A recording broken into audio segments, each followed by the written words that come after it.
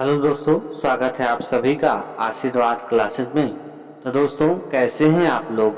उम्मीद करता हूं आप लोग स्वस्थ होंगे, मस्त होंगे और पढ़ाई में व्यस्त होंगे। दोस्तों, आज के इस क्लास में हम लोग पढ़ेंगे हिंदी में बहुत ही इम्पोर्टेंट चैप्टर वाक्य को। दोस्तों, वाक्य रचना भी सिखाते हैं, ठीक है। तो आइए समझते हैं कि वाक्य होता क्या है। तो दोस्तों, वाक्य की परिभाषा है दो या दो से अधिक पदों का सार्थक समूह जिसका पूरा पूरा अर्थ निकलता है उसे वाक्य कहते हैं।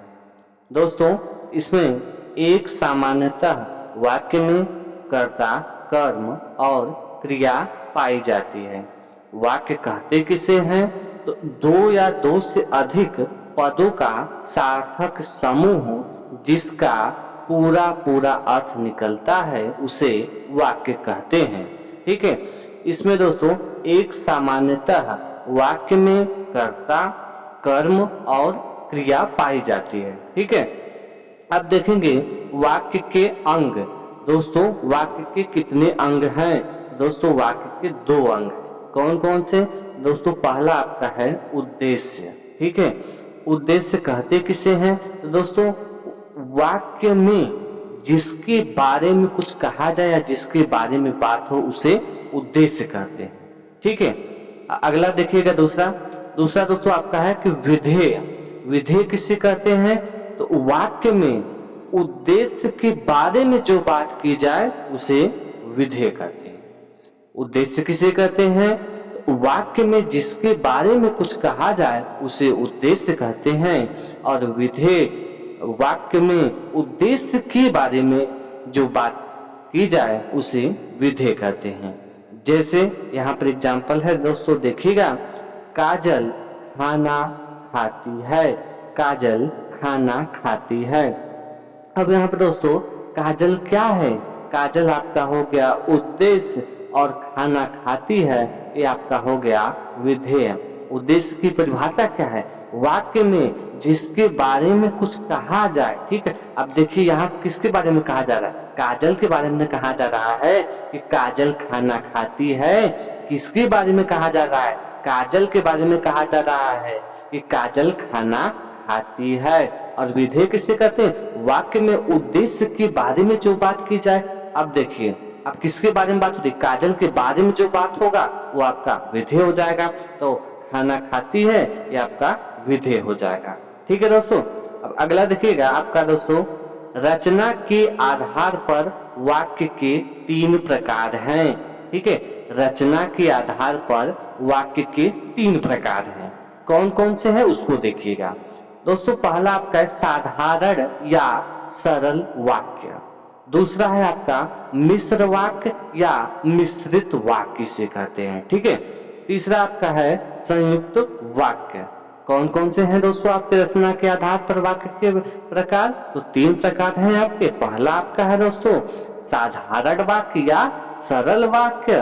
दूसरा आपका है मिश्र वाक्य या मिश्रित वाक्य। तीसरा आपका है संयुक्त वाक्य, ठीक है।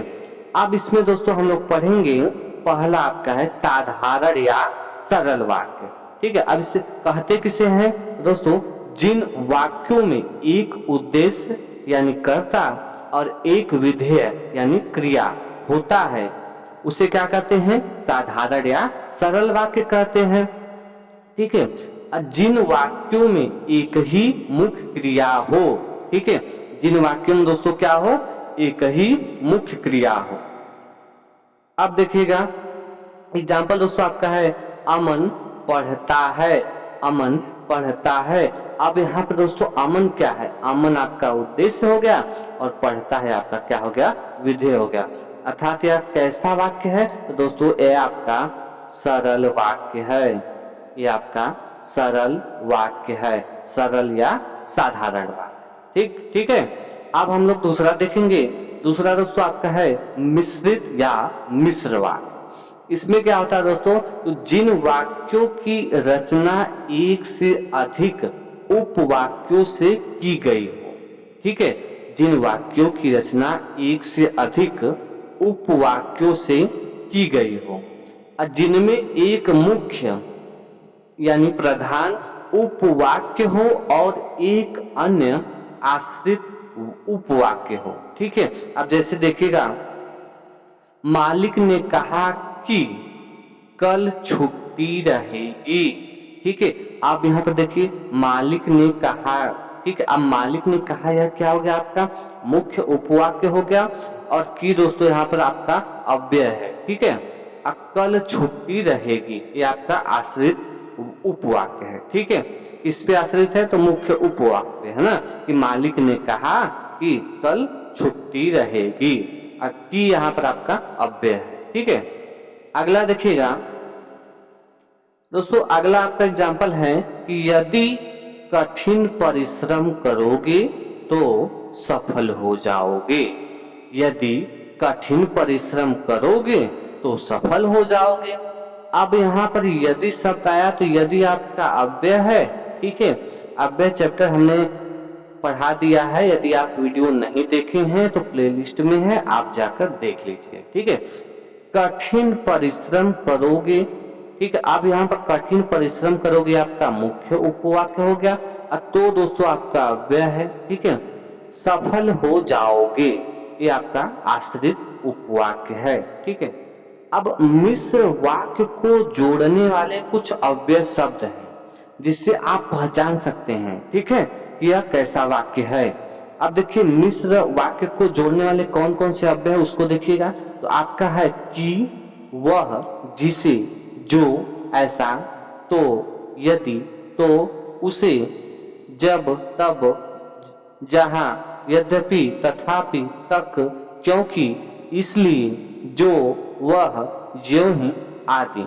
ये सब शब्द जो है ना दोस्तों, आपके मिश्र वाक्य में जोड़ने वाले कुछ अव्यय शब्द हैं। ठीक है, अगला देखिएगा दोस्तों, आपका अगला है, तीसरा है संयुक्त उपवाक्य। ठीक, अब यह क्या होता है, तो जिस वाक्य में साधारण व मिश्र वाक्य का मेल हो, जिसमें दोस्तों साधारण वाक्य भी हो और मिश्र वाक्य भी हो। ठीक है, जैसे समय बहुत खराब है इसलिए देखकर चलना चाहिए।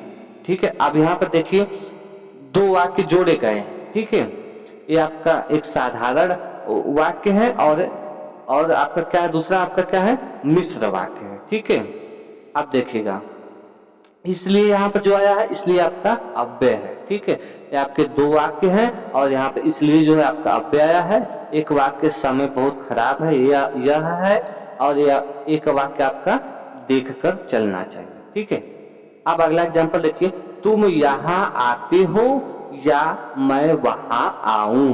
ठीक है, तुम यहाँ आते हो या मैं वहां आऊं।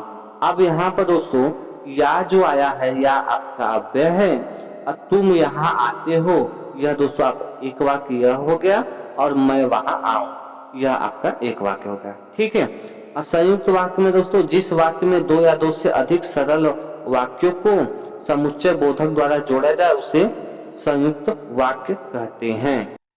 दोस्तों कुछ नोट पॉइंट है, नोट पॉइंट को देखिएगा कि संयुक्त वाक्य को जोड़कर रखने वाले अव्यय। ठीक है, जैसे अव्यय जो है आपके संयुक्त वाक्य को जोड़कर रखने वाले हैं। ठीक है, कौन कौन से शब्द हैं, कौन से अव्यय कौन कौन से हैं उसको देखिएगा। तो आपका और, इसलिए, किंतु, पर, या, क्योंकि, लेकिन, वरन, एवं, अथवा, परंतु, चाहे, अतः, पर, किंतु, सो, आदि।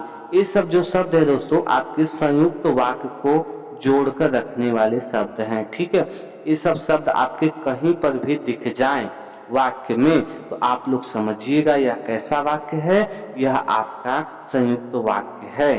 ठीक है, तो दोस्तों आज की इस क्लास में बस इतना ही।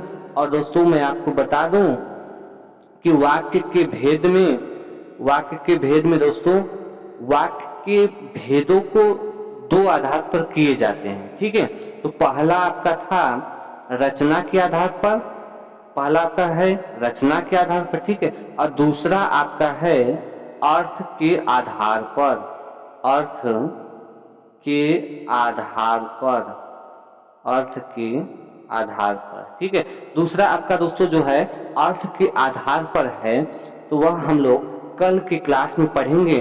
और दोस्तों अर्थ के आधार पर वाक्य के 8 भेद होते हैं। वाक्य के कितने भेद होते हैं? अर्थ के आधार पर 8 भेद होते हैं। ठीक है, तो यह दोस्तों अर्थ के आधार पर यह कल की क्लास में पढ़ेंगे हम लोग। दोस्तों आज से इस क्लास में बस इतना।